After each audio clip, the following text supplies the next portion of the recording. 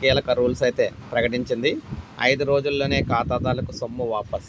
Credit card మోసాలపై బ్యాంకులకు RBI ఆదేశం. 2027 జనవరి 1 నుంచి అమలైతే కాబోతోందన్నమాట. సో క్రెడిట్ కార్డులు, డిజిటల్ బ్యాంకింగ్ ద్వారా జరిగే ఆర్థిక మోసాల బారిన పడే ఖాతాదారులకు ఉపశమనం కలిగించే నిర్ణయాన్ని రిజర్వ్ బ్యాంక్ ఆఫ్ ఇండియా తీసుకుంది.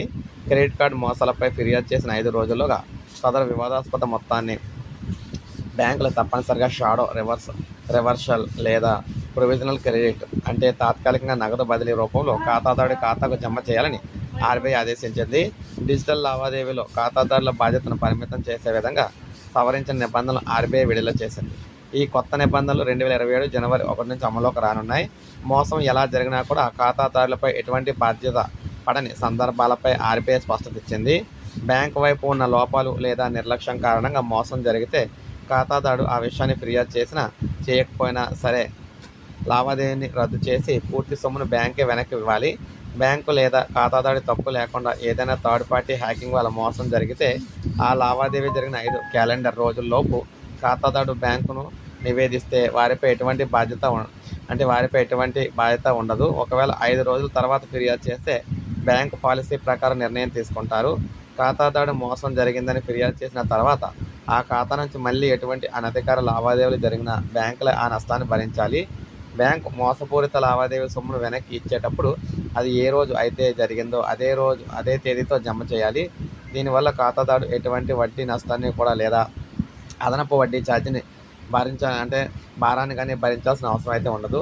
ఇక పరిహారం ఎలా ఇస్తారంటే, మొదటిసారి డిజిటల్ మోసాలు బారిన పడే బాధితుడు 50,000 నష్టానికి గురై ఫిర్యాదు చేస్తే అందులో 80% లేదా గరిష్టంగా 25,000 పరిహారంగా అందుకోవచ్చు. ఈ సదుపాయం ఒక వ్యక్తి జీవితంలో ఒక్కసారి మాత్రమే వర్తిస్తుంది. 29,412 కంటే తక్కువ విలువ కలిగిన దేశీయ మోసాల ఫిర్యాదులో 85% పరిహారం చెల్లించాల్సి వస్తే ఆ మొత్తంలో 60% ఆర్బీఐ భరిస్తుంది.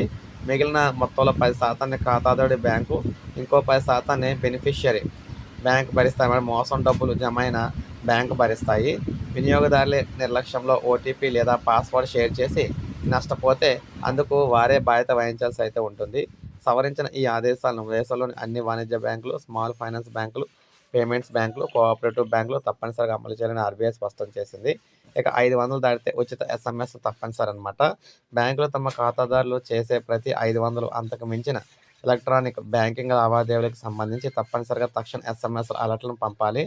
500 లోపు లావాదేవీలకు ఎస్ఎంఎస్లపై బ్యాంకులు తమ అంతర్గత పాలసీ ప్రకారం నిర్ణయం తీసుకోవచ్చు. కానీ వీటి కోసం ఖాతాదారుల నుంచి ఎటువంటి ఛార్జీలు వసూలు చేయకూడదని చెప్పిందనమాట. సో ఈ విధంగా 2027 జనవరి 1 నుంచి బ్యాంకులకు సంబంధించి అన్ని ఖాతాదారులకు సంబంధించి ఆర్బీఐ అదిరిపోయే శుభవార్త అయితే చెప్పింది. సో ఇది అప్డేట్. ఒక లైక్ చేయండి, సబ్స్క్రైబ్ చేసుకోండి. మన ఛానల్ సబ్స్క్రైబ్ చేసుకోండి.